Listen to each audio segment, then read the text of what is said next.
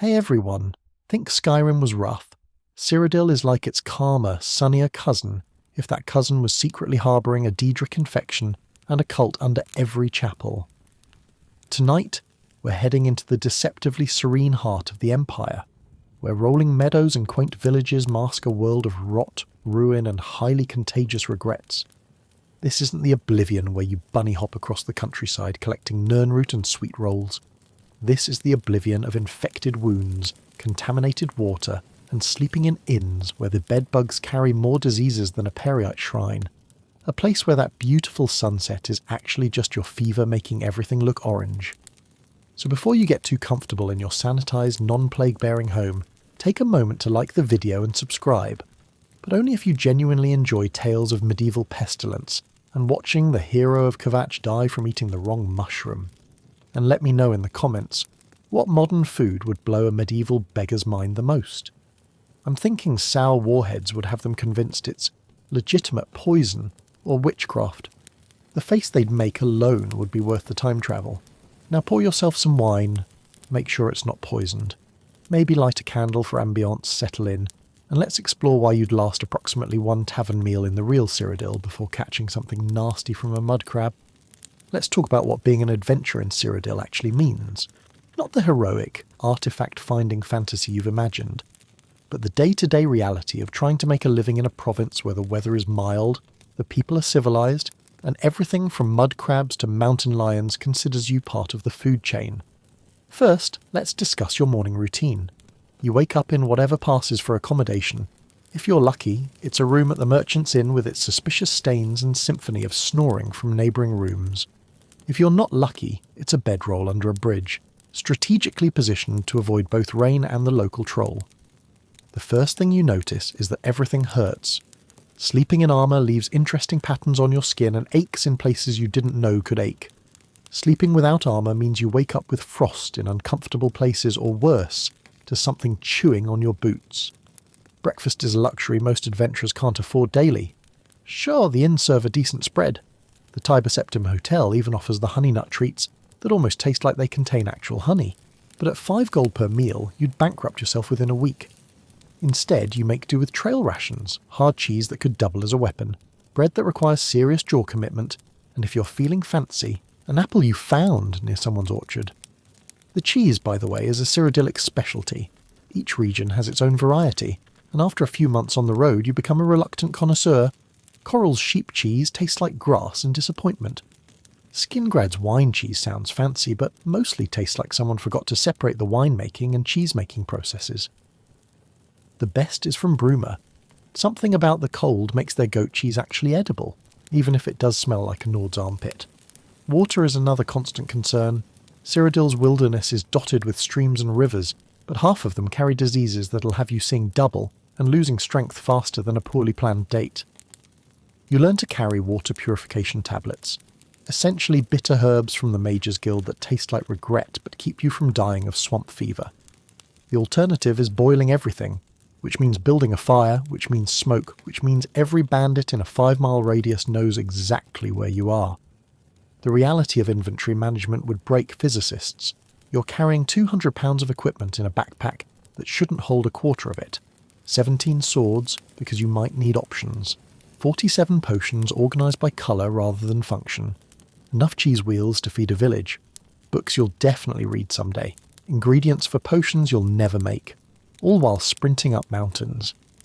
The encumbrance system seems to operate on dream logic. Carry 299 pounds. You're fine, moving at full speed. Add one more apple. Suddenly you're moving like a turtle in molasses. Drop a single arrow. Back to Olympic sprinting. You learn to game the system, dropping items before fast travelling, picking flowers while overloaded because somehow that doesn't slow you down.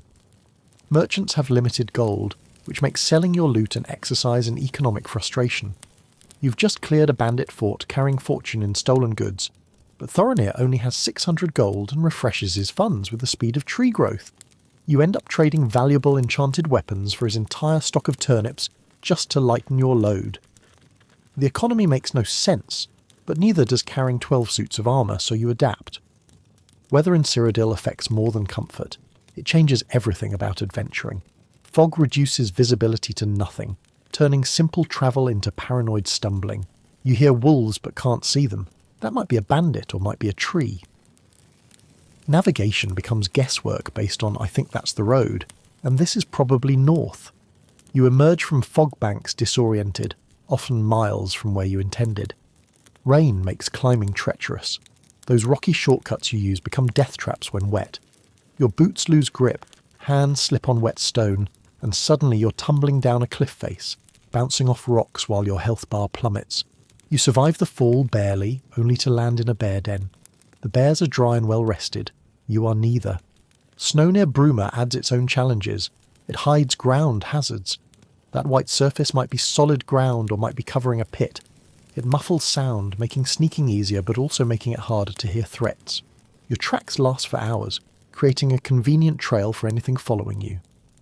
Winter gear is heavy, expensive, and makes you look like an ambulatory fur pile. The social hierarchies of Cyrodiil affect adventurers in subtle ways. Nobles hire you for discreet tasks but treat you like particularly useful furniture. Guards respect you if you're famous, but still demand to search you randomly.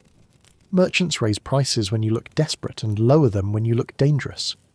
Everyone wants the hero of Kvatch to solve their problems. No one wants to sit next to them at dinner. You learn to code switch between social classes. Speaking to nobles requires formal language and willful blindness to their obvious crimes. Talking to beggars means slipping into street cant and sharing gossip. Merchants respond to haggling that borders on theatre. Each group has its own rules, and breaking them costs opportunities or gold. Crime and punishment in Cyrodiil follow logic that would baffle philosophers. Steal an apple? That's a 1 gold fine. Murder someone? Also a fine, just larger. The guards have supernatural knowledge of crimes, appearing instantly when you pocket a spoon but mysteriously absent during bandit attacks. They offer choices: pay fine, go to jail, or resist arrest. Resisting means fighting the entire guard force, who respawn endlessly like uniformed Daedra. Jail time passes instantly but somehow damages your skills. You enter prison knowing how to swing a sword and leave having forgotten basic combat techniques. It's like the jail cells are designed to drain competence. Some adventurers prefer jail to fines, viewing skill loss as temporary but gold is forever gone. Others develop elaborate schemes to never get caught, which usually fail spectacularly. The black market economy thrives on adventurer goods. Fences buy obviously stolen items with no questions beyond, is it hot? They pay fraction of value but provide essential services. That golden cathedral chalice you definitely found lying around? They'll take it. The 16 identical silver longswords clearly looted from dead guards? No problem. They operate from basements, back rooms, and suspicious boats, maintaining networks that make the East Empire Company jealous. Let's talk about the weather, because Cyrodiil's climate is allegedly temperate, which is another way of saying unpredictable, with a chance of misery. Morning fog rolls in from the Nibn Bay, so thick you can't see your own feet. By noon, the sun's beating down like it has personal vendetta against anyone wearing metal armour. Afternoon brings rain, not the dramatic storms of Skyrim, but a persistent drizzle that finds every gap in your gear and settles there like an unwelcome houseguest. By evening, the temperature drops just enough to make you question why you didn't bring that extra blanket. Your actual adventuring work varies wildly. Despite what the bards sing, most of it isn't delving into ancient ruins for legendary artefacts. It's more like, clear the rats from my basement, or my daughter ran off with some boy to Bravil, please bring her back before she does something stupid.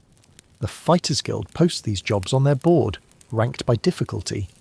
You start with the rat jobs because, humiliatingly, rats are about your speed when you're starting out. They're fast, they carry diseases, and they travel in packs with the coordination of tiny furry generals. The Mages Guild isn't much better. Their idea of entry-level work includes fetch this dangerous magical item from a cave full of undead, or deliver this extremely volatile alchemical compound across the province without exploding. The number of apprentice mages who've ended their careers as colourful stains on the Gold Road is a statistic they don't advertise. When you do get legitimate adventuring work, preparation is everything. You spend hours in the Imperial City Market District, haggling with merchants who act like their rusty iron daggers are made from the tears of Akatosh himself. Armor repairs at the best defense will cost you a fortune. Varnado charges 1 gold per armor point, which adds up fast when a single troll encounter leaves your gear looking like abstract art. The Mystic Emporium is where you go for magical supplies, run by Calendil, who has the customer service skills of a disappointed parent. He'll sell you soul gems at inflated prices, while lecturing you about the proper pronunciation of Aliadun. The petty soul gems are cheap but useless for anything beyond making your sword glow prettily. The grand soul gems cost more than most houses, and you need to fill them yourself unless you enjoy paying a 500% markup. Then there's the main ingredient, where Ogier Gioric sells alchemical supplies with the enthusiasm of someone who genuinely loves discussing the subtle differences between Nirnroot and water hyacinth. You pretend to care because he gives discounts to customers who listen to his herb-related stories. You stock up on restore health ingredients, mostly bread and cheese, because apparently in Cyrodiil, dairy products have healing properties, no one questions it. Food shopping is its own adventure. The feed bag sells produce that's usually only slightly bruised, while the copious coin purse offers preserved goods that'll last weeks on the road. You learn which foods travel well: hard cheeses, cured meats, root vegetables, and anything pickled. You also learn which foods don't: anything creamy, anything that was questionable to begin with, and definitely not the mystery meat from the waterfront district that's definitely not rat but suspiciously rat adjacent. A typical adventuring day starts before dawn. You break camp quietly.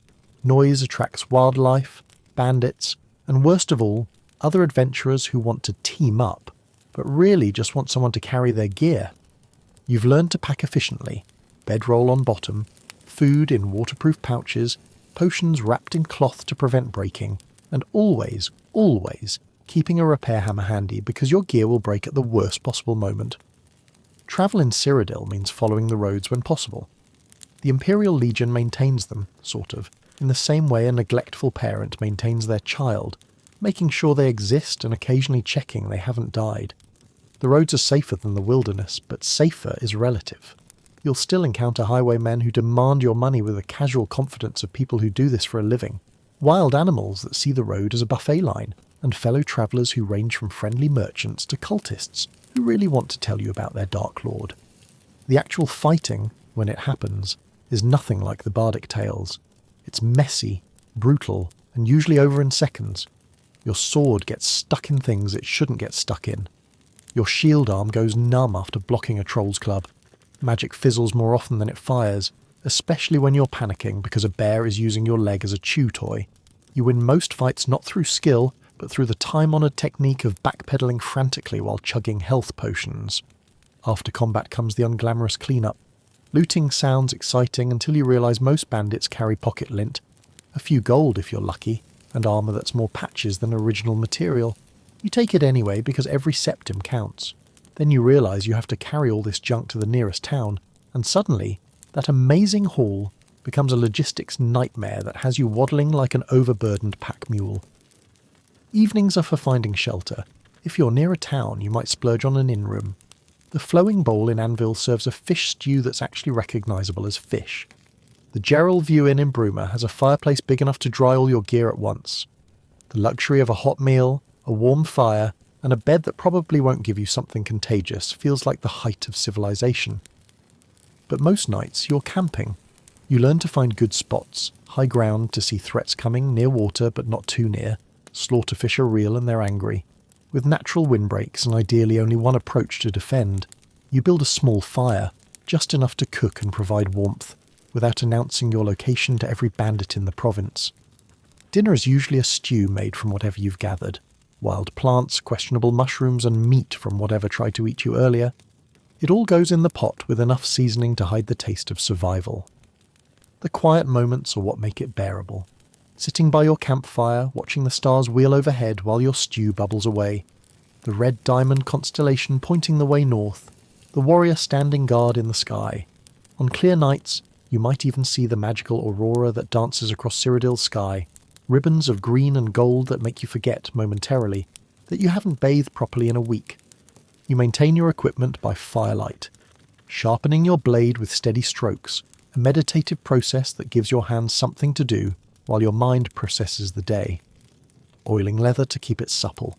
Checking potions to make sure none have gone bad. Spoiled health potions have effects decidedly opposite to their intent. You count your gold, plan tomorrow's route, and try not to think about how many things could go wrong. Sometimes you share the road with other travellers. Merchants are usually good company, full of gossip from the cities and willing to trade goods for protection on dangerous stretches. Pilgrims heading to the way shrines are peaceful, offering blessings and sometimes sharing their food in exchange for stories. Even meeting another adventurer can be pleasant, comparing notes on which dungeons to avoid, which merchants give fair prices, which inns water down their ale. The cities are respites from the wilderness, each has its own character. The imperial city is overwhelming, a maze of districts where you can find anything if you know where to look and can afford it. Skingrad feels like it's perpetually drunk on its own wine. Coral is pleasantly boring, which after weeks in the wild is exactly what you want. Bruma makes you grateful for every piece of fur lining in your armour. Anvil smells like fish and opportunity. Bravil smells like... well, it's best not to think about what Bravil smells like. In the cities you indulge in civilization's comforts. A real bath at the inn, even if the water's lukewarm and slightly grey. A shave from a barber who hopefully won't nick your throat. Clean clothes that don't smell like fear and poor decisions. A meal that includes vegetables you can identify and meat from animals you can name. You resupply, repair, and remember what it's like to be human instead of a walking survival instinct. The Mages Guild halls offer their own comforts if you've earned access. Their libraries smell of parchment and possibility. You can spend hours reading about Ayleid history, Dwemer mysteries, or just enjoying their collection of trashy romance novels featuring improbably athletic Bosmary pirates. The guild beds aren't comfortable, but they're free and indoors, which puts them ahead of most alternatives. Some days you don't adventure at all. You take odd jobs in town, helping with the harvest, loading crates at the docks, even sweeping floors at the local chapel. It's honest work that pays poorly, but doesn't involve anyone trying to kill you. These are the days you question your life choices, watching normal people go about their normal lives, not worrying about whether their armour rating is sufficient for the walk home. But then something calls you back. Maybe it's the promise of gold. Maybe it's the thrill of discovery. Maybe it's just that you've gotten used to the life, the freedom, the danger, the way the world opens up when you're not tied to one place. You pack your gear, check your supplies, and head back out into the wilderness. Because that's the truth about adventuring in Cyrodiil. It's not glamorous. It's hard, dangerous work that pays poorly and offers no security. But sometimes, when you're standing atop an Ayleid ruin at sunset, or sharing ale with fellow adventurers around a campfire, or discovering a hidden glade where the water runs clear and the deer haven't learned to fear you yet, sometimes it's worth it. You're probably still going to die to a mudcrab, but at least you'll die free. The realities of hygiene on the road deserve their own discussion. After a week in the wilderness, you smell like a combination of wet dog, old cheese, and existential regret. Your hair develops its own ecosystem. Bathing becomes a luxury you dream about with the fervour of a desert cultist seeking water. When you finally find a clean stream, one not infested with slaughterfish or diseased with greenspore, you guard your bathing time like a sacred ritual. You strip down, keeping your weapon within arm's reach because nothing says vulnerable, quite like being naked and soapy when a bear decides to investigate. The water is inevitably freezing, even in summer. Cyrodiil's streams seem to come directly from some divine refrigeration system. You scrub quickly with the harsh lye soap you bought from some merchant, who assured you it was gentle, but feels like scrubbing with liquid sandpaper. Your skin turns red, then blue, then a fascinating purple as you debate whether hypothermia or dirt is the greater enemy. Laundry is another adventure entirely. You learn to wash clothes in sections, shirt today, pants tomorrow, because being completely without clothes in the wilderness is asking for trouble. You develop a rotation system, wearing one set while the other dries, draped over bushes like the world's saddest decoration. Sometimes you forget where you hung things, and spend an hour searching for your underwear, only to find a mudcrab wearing it like a hat. Let's discuss the social aspects of adventuring life. Despite what the bards sing, it's a lonely profession. You develop the ability to go days without speaking, then forget how to have normal conversations. When you finally reach civilization, you overshare with shopkeepers who just wanted to sell you arrows, not hear about the existential crisis you had while stuck in a cave for 3 days. The locals view adventurers with a mixture of respect, pity and suspicion. You're useful when goblins are raiding their sheep, less so when you're dripping blood in their tavern. They whisper when you pass. That's the one who cleared out Fort Wooden Hand, but also, I heard they eat mudcrab raw and my cousin says they talk to themselves. All of which might be true. Loneliness does things to a person. Romance as an adventurer is complicated. It's hard to maintain a relationship when you're gone for weeks at a time and come back looking like you've been dragged through several circles of oblivion. Your idea of a romantic gift is, I found this shiny rock in a bandit's pocket after I killed him. Thought of you. Most potential partners prefer stability, regular bathing, and partners who don't wake up screaming about trolls. The few relationships that do develop are usually with other adventurers, people who understand why you keep 17 potions in your pockets and check every shadow for assassins. These relationships burn bright and brief, like campfires in the darkness, intense shared experiences that end when paths diverge. You promise to write, to meet again in Coral next month, but you both know how these things go. Then there's the psychological toll. You develop what healers politely call adventurer's paranoia, but what's really just pattern recognition. That rustling bush is probably just wind, but the one time you don't check, it's a bear. You sleep lightly, wake at every sound, and always sit with your back to walls. In towns, you unconsciously catalogue exits, weapons, and which civilians would be useful in a fight versus which would just scream unhelpfully. The dreams are interesting. When you first start adventuring, nightmares are common. Reliving that time a skeleton nearly removed your head, or when you discovered what zombie rot feels like firsthand. But eventually, your dreams become mundane. You dream about finding a shop that actually sells lockpicks for less than 5 gold each. You dream about beds that don't contain mysterious stains. You dream about cheese that tastes like cheese instead of survival. Financial management as an adventurer requires its own skills. You learn to budget with the grim determination of a skin-grad accountant. Every purchase is weighed against future needs. Do you buy the healing potion, or save for armour repairs? Can you afford both food and arrows, or will you be hunting with harsh language this week? You become an expert at calculating cost per use. That expensive enchanted sword might seem extravagant, but if it keeps you alive for 6 months, it pays for itself. You develop shopping strategies. Buy provisions in Coral where they're cheap, never in the Imperial City where they add a convenience fee to everything. Stock up on arrows whenever you find them reasonably priced. Running out mid-dungeon is embarrassing and potentially fatal. Always carry backup lockpicks because doors don't care that you're down to your last one, and never, ever buy anything from Thorinir without checking if it's stolen first. The last thing you need is guards confiscating your newly purchased goods. The changing seasons bring their own challenges. Spring in Cyrodiil is deceptively pleasant. Flowers bloom, birds sing, and everything is trying to mate, including creatures that view you as either competition or opportunity. The rains turn roads to mud and make climbing anything an exercise in futility. Your boots grow mushrooms if you don't dry them properly. Summer is brutal if you wear heavy armour. You learn to travel at dawn and dusk, finding shade during the scorching afternoons.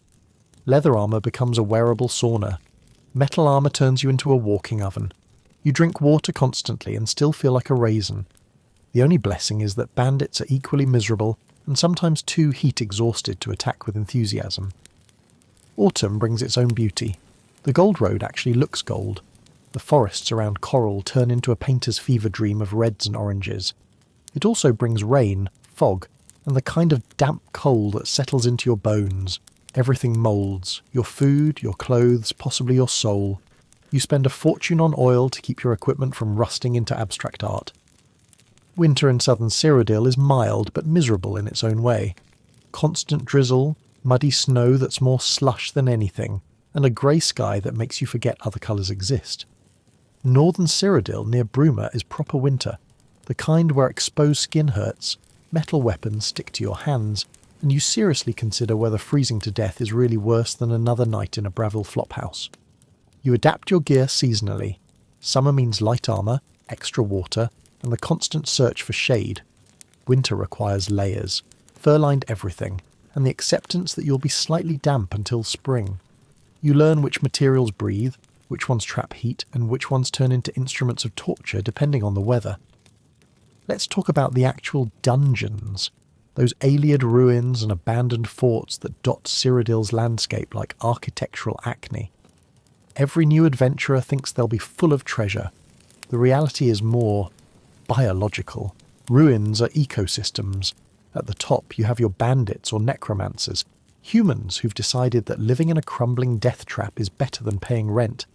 Below them, literally and figuratively, are the undead, skeletons and zombies who've been wandering the same corridors for centuries, probably wondering where everyone went. Deeper still are the creatures that actually thrive in darkness, rats the size of dogs, spiders that have forgotten what reasonable size means, and the occasional land druck that makes you question your life choices. At the very bottom, you find the things that even other monsters avoid: leashes, wraiths, and the kind of modified alien constructs that still function after millennia through pure malevolence. The treasure is rarely worth it. Oh, you'll find gold, usually about enough to cover your healing potion expenses. Sometimes there's enchanted gear, but it's typically enchanted with something useless like Fortify Personality on a helmet, because nothing says charisma like a metal bucket on your head. The real treasure is usually the relief of getting out alive. You develop dungeon protocols. Always bring rope. You'll need it. Mark your path. Too many adventurers have died in circular corridors, convinced the exit is just around the next turn. Never trust pressure plates, levers, or anything that looks remotely interactive. If it survived centuries underground, it's probably designed to kill intruders in creative ways.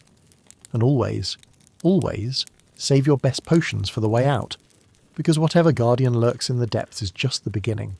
You still have to escape, and dungeons have a way of summoning reinforcements just when you think you're safe. Cave systems are their own special hell. Unlike ruins, which at least had architecture, caves are nature's way of saying, good luck finding your way out. They branch and merge with the logic of a fever dream. You'll find yourself in chambers that shouldn't exist, connected by passages that defy basic geology, and they're always occupied by bears, trolls, or goblins who've somehow built entire civilizations in spaces where you can barely stand upright. Goblin societies deserve special mention because they're surprisingly sophisticated for creatures that communicate primarily through screeching and theft. They organize themselves into tribes with complex hierarchies, shamans, warlords, and somehow always a chef whose cooking could strip paint. Their caves are decorated with stolen goods arranged with the aesthetic sense of a magpie having a breakdown. You'll find wedding dresses next to warhammers, fine china being used as shields, and books carefully arranged by creatures that definitely can't read. Fighting goblins is like fighting angry children who happen to have weapons and no concept of personal space. They swarm, they bite, they throw things with surprising accuracy. Their shamans cast spells that shouldn't work but do, probably powered by sheer audacity. And they're vindictive. Kill their chief, and they'll follow you for miles, not out of loyalty but from pure spite. The worst part, goblin caves smell like a combination of wet dog, rotting meat, and something alchemists only refer to as the essence of regret. It clings to your armour for days. Innkeepers charge extra just to let you through the door. Other adventurers smell you coming and suddenly remember urgent business elsewhere. Let's discuss the economics of magical equipment, because every adventurer dreams of enchanted gear until they see the prices. A basic enchanted iron sword, and we're talking slightly glows and does marginal frost damage, costs more than a small house. The merchants at a fighting chance act like they're doing you a favour by letting you look at their enchanted inventory. Rosson will show you a Daedric sword with a price tag that makes your eyes water, then suggest you might be more comfortable browsing the gently used iron section.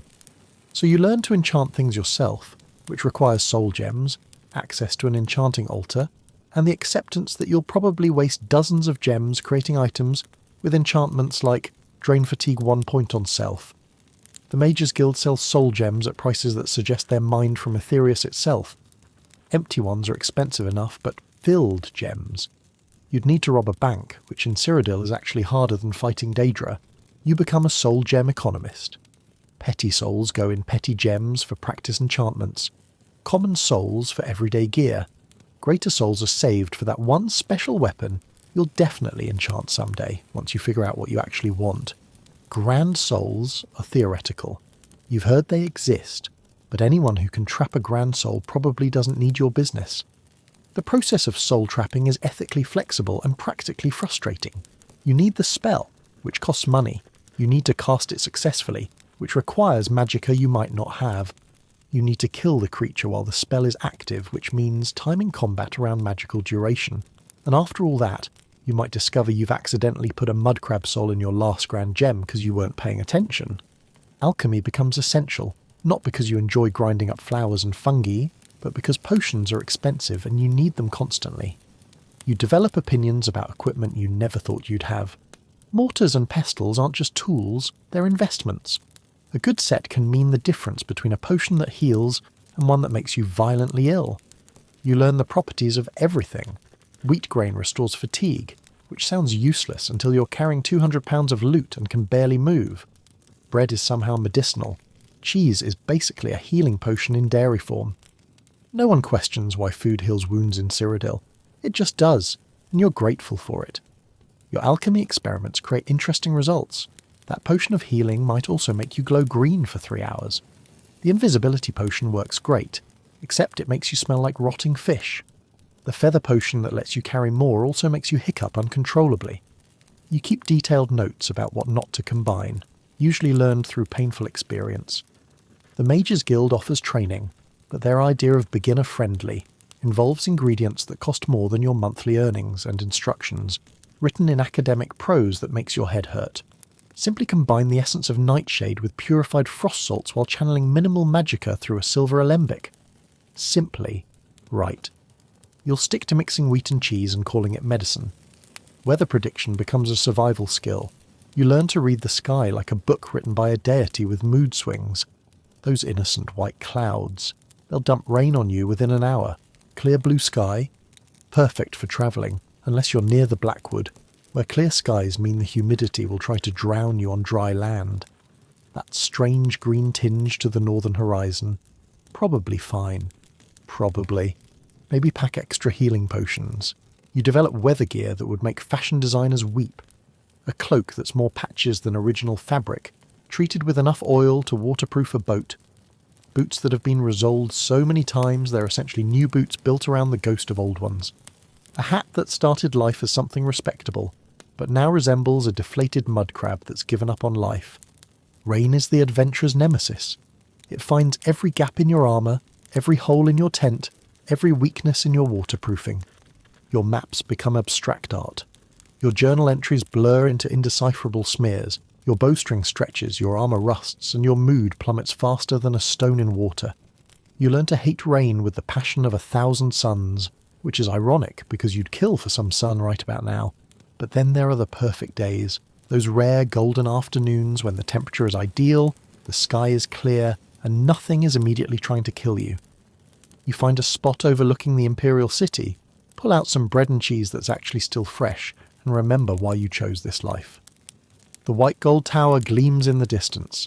Ships sail lazily across Lake Rumar. For a moment, just a moment, Cyrodiil feels like the paradise the travel guides claim it is. You learn to appreciate simple pleasures. A stream that's actually clean. A cave that's uninhabited. A merchant who doesn't try to overcharge you. A bed without suspicious stains. A meal that tastes like what it claims to be. These become treasures more valuable than any enchanted sword. The road teaches patience. Not the noble kind philosophers write about, but the practical kind that comes from accepting that everything takes longer than expected. That 2-day journey to Anvil, planned for 4, the simple delivery job, will involve at least 3 complications, 2 of which have teeth. The straightforward dungeon crawl will feature a puzzle that makes no sense, a trap that defies physics, and probably a lich with delusions of grandeur. You develop road wisdom. Never travel the green road at night unless you enjoy surprise bear attacks. The blue road is safer, but boring enough to make you consider bear attacks as entertainment. The black road sounds ominous because it is. Always carry a backup weapon, because yours will break at the worst moment. Always have an escape route, because sometimes running is the better part of valour. And never, ever trust anyone who says they know a shortcut through Blackwood. The wildlife of Cyrodiil operates on its own schedule, one that seems specifically designed to inconvenience adventurers. Deer are majestic until they bolt directly into your path, causing you to trip and alert the bandits you are sneaking past. Mudcrabs are nature's way of testing your patience, slow enough to outrun, but positioned exactly where you need to go. They pinch with the determination of tax collectors and about as much charm. Wolves hunt in packs with coordination that would make the Imperial Legion jealous. They've perfected the art of surrounding you while you're checking your map. The Alpha watches while the others test your defences. Like furry generals planning your demise, mountain lions are worse, silent, patient, and absolutely convinced that you're just a meal that doesn't know it yet. They drop from trees, rocks, or apparently thin air, always when your health is low and your potions are gone. Bears deserve their own prayer of avoidance. Brown bears are bad enough, but black bears move with speed that physics should forbid. They shrug off arrows like compliments and treat your sword swings as gentle massage. Fighting a bear is less combat and more negotiation, where they're offering you death and you're counter-offering with please no. The only winning move is to climb something they can't, then wait while they circle below grumbling with disappointment. Then there are the supernatural creatures. Will-o'-the-wisps look magical and ethereal until they're draining your life force with enthusiastic efficiency. Spriggans protect nature with the violent enthusiasm of bar bouncers. Landruch make you question what evolutionary path leads to armoured crab people with attitude problems. Each requires different tactics, which you usually learn after they've killed you at least once. The economics of death and resurrection are peculiar in Cyrodiil. Technically, the gods can bring you back from death. For a price. Temples offer resurrection services with the casual tone of merchants selling cabbages. Oh, you died? That'll be 50 gold for basic restoration, 100 if you want your scars removed. It raises theological questions about the afterlife that priests prefer you don't ask. Some adventurers carry emergency resurrection funds, gold specifically set aside for those inevitable moments when a troll criticals you into next week. It's morbid insurance, but practical. You learn to hide it well, because nothing adds insult to death quite like being looted before resurrection. Some adventurers sew gold into their armour lining. Others make deals with temple priests. If I die, check my left boot for payment. The psychological impact of routine death and resurrection is something no one talks about. You develop a casual relationship with mortality that disturbs normal people. Oh yeah, I died twice last week. The second time was embarrassing, slipped off a cliff while running from a mudcrab. Death becomes inconvenient rather than terrifying, like a particularly expensive mistake. Let's discuss the guild politics that every adventurer must navigate. The Fighters Guild acts like a mercenary company, with delusions of nobility. They have ranks, rules, and rigid hierarchies that seem designed to keep you fetching roots for the higher-ups while they take the good contracts. The guildmaster always has one more small task that inevitably involves mortal danger for minimal pay. The Mages Guild is worse in different ways. Academic politics mixed with magical power creates an atmosphere where passive-aggressive takes new meaning. Oh, you pronounce Daedra that way? How provincial. They assign reading before allowing you to learn spells, as if knowing the theoretical framework of Fireball makes it burn hotter. The guild halls are cliquish, with apprentices forming alliances based on which school of magic they favour. Destruction mages look down on restoration specialists who sneer at illusion users, who mock alteration students. Everyone agrees conjuration is creepy. The Thieves Guild doesn't officially exist, which makes joining complicated. You need to know someone who might introduce you to someone else, assuming you pass tests you don't know you're taking. Their training involves learning that everything's probably trapped, and everyone is definitely lying. Guild meetings happen in sewers, because apparently crime smells like waste management. The Dark Brotherhood is a career path best avoided unless you enjoy moral flexibility and dramatic entrances. Their idea of a job interview involves murder. Their workplace culture is aggressively gothic, and their water cooler conversations probably involve comparing arterial spray patterns. Most adventurers pretend this guild doesn't exist, which is exactly how the Brotherhood likes it. Independent adventuring means avoiding guild politics but losing their benefits. No steady contracts, no equipment discounts, no backup when a job goes wrong. You rely on tavern notice boards, merchant rumours, and the occasional desperate farmer. The pay is inconsistent, the work is dangerous, and there's no one to complain to when the easy goblin clearing turns out to be a full tribal confederation.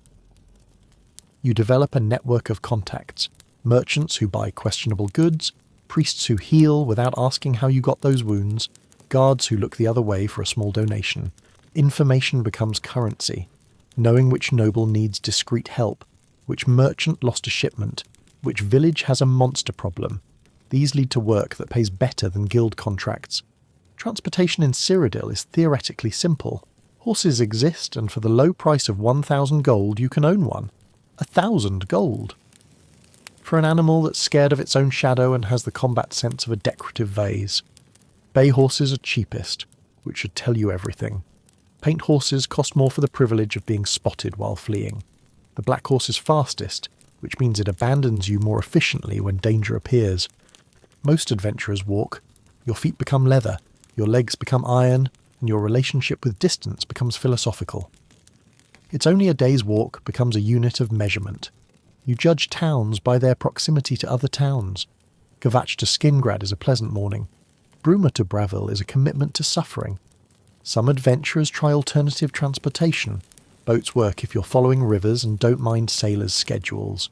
Water walking spells sound clever until you realise slaughterfish can still bite, and you're now running on water while bleeding. Levitation is banned throughout Cyrodiil by the Levitation Act, because the Empire fears nothing more than citizens with vertical mobility. Fast travel is a myth perpetuated by bards who've never walked the Gold Road in rain. The Mages Guild offers teleportation between their halls, but only for guild members, and only to guild halls. This means you can instantly travel from the Arcane University to Bruma, but you still have to walk from Bruma to wherever you actually need to go. It's convenience with asterisks. The dietary realities of adventuring life would horrify any civilized nutritionist. Your food groups consist of probably safe, definitely questionable, and I'm hungry enough to risk it. Fresh produce is a fantasy unless you're near farms, and even then, fresh is relative. That apple might be from last season, preserved through alchemy that makes you question whether it's still technically food. Meat is abundant if you can catch, kill, and cook it. Venison is common because deer are everywhere and have the survival instincts of decorative plants. Rabbit is easy if you have arrows and patience. Bear meat is an option if you survive the acquisition process. You learn to cook over campfires with the skill of someone who's eaten too many burned dinners. Seasoning consists of whatever herbs you found that probably won't kill you. Salt is precious, pepper is luxury, and anything else is wishful thinking. Inn-food varies wildly in quality and safety. The foaming flask in Anvil serves seafood that was definitely swimming recently, though in what exactly remains unclear. The Lonely Suitor Lodge in Bravil serves stew that's been aging for weeks, with new ingredients added daily in a culinary horror that would make necromancers squeamish. The Gerald View Inn in Bruma offers hearty Nordic fare that sticks to your ribs, possibly permanently. You develop iron stomach constitution or die trying. That slightly green cheese? Probably fine. The meat that's a colour meat shouldn't be? Cook it longer. The mushroom you're pretty sure isn't poisonous? Test it in small amounts first. Food poisoning becomes another occupational hazard, ranked somewhere between annoying and considering death as an alternative. Personal relationships suffer in this lifestyle. Friends from before you became an adventurer gradually stop writing. Your stories of "that time a lich nearly killed me" don't translate well to people whose biggest danger is overcooking the roast. They're settling down, getting married, having children who don't know what a Daedra is. You're collecting scars and trust issues. New friendships are complicated. Other adventurers understand the life but are competition for work. Civilians find you interesting but exhausting. Tell us about your adventures quickly becomes, please stop describing dismemberment during dinner. You learn to edit stories, making them palatable for normal company. The reality, the fear, the pain, the moments of absolute certainty that you're about to die, stays locked inside. Romantic relationships face unique challenges. How do you explain that you can't commit to dinner plans because a vampire clan might need clearing? That your idea of a romantic gift is a weapon with decent enchantments? That you wake up swinging because nightmares and muscle memory are a dangerous combination? Dating another adventurer means understanding, but also doubled danger. Dating a civilian means constant worry. For them when you're gone, for you about what you're missing. Some adventurers maintain long-distance relationships through letters that arrive months late, if at all.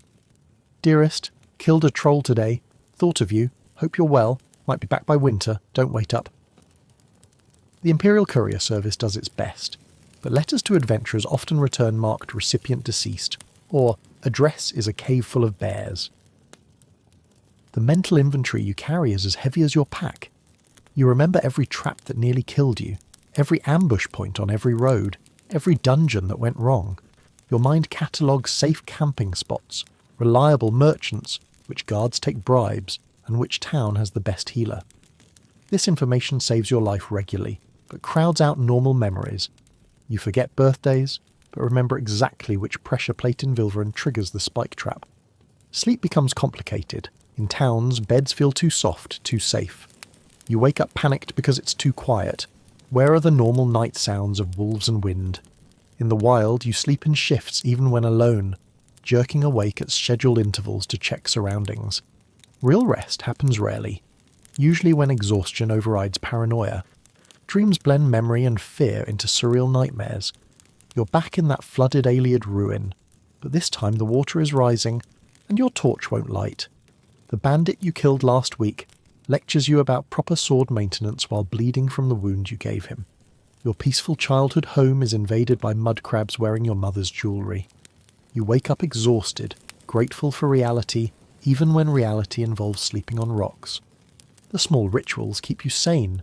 Every morning you check your equipment in the same order: weapons, armour, potions, food, gold. It's meditation through inventory. You maintain your gear with religious devotion. A sharp blade is a living adventurer. These routines provide structure in a chaotic life. Some adventurers develop superstitions. Never enter a dungeon on Maundars. Always leave an offering at roadside shrines. Keep a specific lucky charm that's definitely why you're still alive, not skill or caution. These beliefs might be irrational, but in a world where gods directly intervene and luck is possibly measurable, who's to say what's superstition and what's wisdom? The economics of healing deserve attention. Restoration spells are ideal if you have the magicka and training. Most adventurers don't. Healing potions are the standard, but quality varies wildly. Cheap potions taste like punishment and heal about as much as positive thinking. Quality potions cost more than most contracts pay. You learn to hoard them like liquid gold, using them only when death is imminent and immediate. Temples offer healing services with a pricing structure that suggests they're funding new shrines through your injuries. Minor healing, cuts, bruises, general wear, costs 15 gold. Major healing, broken bones, severe wounds, the kind of damage that comes from troll encounters, starts at 50 gold. Disease curing is extra. Curse removal is market price, which means how desperate do you look? You learn field medicine through necessity. Bandaging wounds with torn cloth, using alcohol as disinfectant, externally, though sometimes internally for morale. Setting broken bones with branches and hope. You develop a working knowledge of anatomy, mostly learned through that's where the important bits are. Try not to get stabbed there. Scars become your history written in flesh. Each tells a story you'd rather forget. The line across your ribs from a bandit's lucky strike in Sideways Cave. The burn marks from a mage who favoured fire. The peculiar star-shaped scar from a Dramora's mace that makes healers wince. You accumulate them like unpleasant medals, proof of survival if not wisdom.